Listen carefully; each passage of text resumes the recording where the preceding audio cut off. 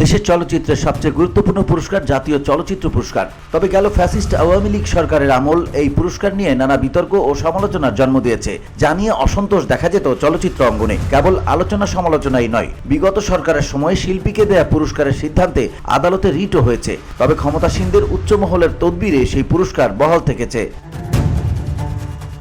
এদিকে 5 আগস্ট পরবর্তী অধ্যায়ে বিষয়টি আরো গুরুত্বপূর্ণ হয়ে উঠেছে শিল্পী কুশলী সমালোচকদের কাছে, কারণ বরাবরই এই পুরস্কারটি অভিযুক্ত হয়ে আসছে যোগ্যতার চেয়ে রাজনৈতিক প্রভাবের কারণে। সেই বিবেচনায় অন্তর্বর্তী সরকারের বিচারে প্রথম জাতীয় চলচ্চিত্র পুরস্কার প্রদান করা হবে 2023 সালে মুক্তি পাওয়া সিনেমাগুলোর ভিত্তিতে, যার বিচার বিশ্লেষণ এরই মধ্যে শেষ।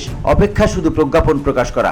ইতিমধ্যেই সম্ভাব্য পুরস্কার বিজয়ীদের কয়েকটি নাম পরিচয়ের সন্ধান মিলেছে অসমর্থিত সূত্রে, যেখানে পূর্বের বিতর্কিত শিল্পীর নামও রয়েছে বলেই জানা গেছে। সম্ভাব্য তালিকায় গানের ক্ষেত্রে এগিয়ে রয়েছে প্রিয়তমা সিনেমাটি। এই সিনেমায় গানের জন্য শ্রেষ্ঠ সঙ্গীত পরিচালক ও শ্রেষ্ঠ সুরকারের সম্ভাব্য তালিকায় এগিয়ে রয়েছেন প্রিন্স মাহমুদ। একই সিনেমার ঈশ্বর গানের জন্য সোমেশ্বর অলি, শ্রেষ্ঠ গীতিকার এবং শ্রেষ্ঠ গায়ক হিসেবে রিয়াদ জুরি বোর্ডের নম্বরে এগিয়ে রয়েছেন।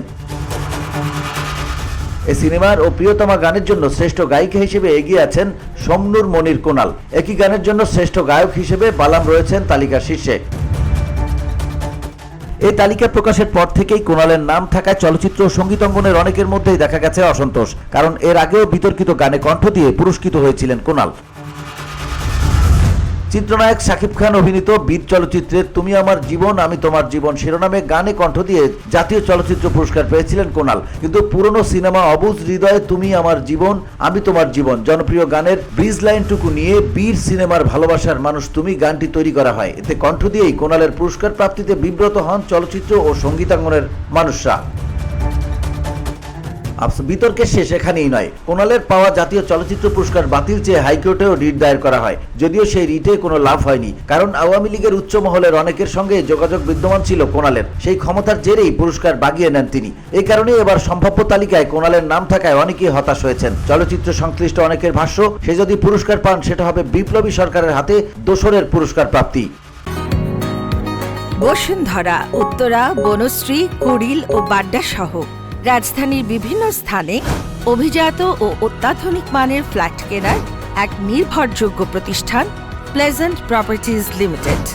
তাই আপনার স্বপ্নের আবাসনের জন্য আজই যোগাযোগ করুন। Pleasant properties limited, where destiny matches eventually. উল্লেখ্য, বিভিন্ন সময়ে আওয়ামী লীগের বিভিন্ন প্রচারণামূলক কর্মকাণ্ডে দেখা গেছে কোনালকে। শুধু তাই নয়, ফ্যাসিস্ট ক্ষমতাচ্যুত শেখ হাসিনা ও তার কন্যা সাইমা ওয়াজেদ পুতুলের সঙ্গে ঘনিষ্ঠভাবে দেখা যেত তাকে। এছাড়াও দলটির বিভিন্ন মহলে নিয়মিত যোগাযোগ ছিল তার। VOD Bangla news desk.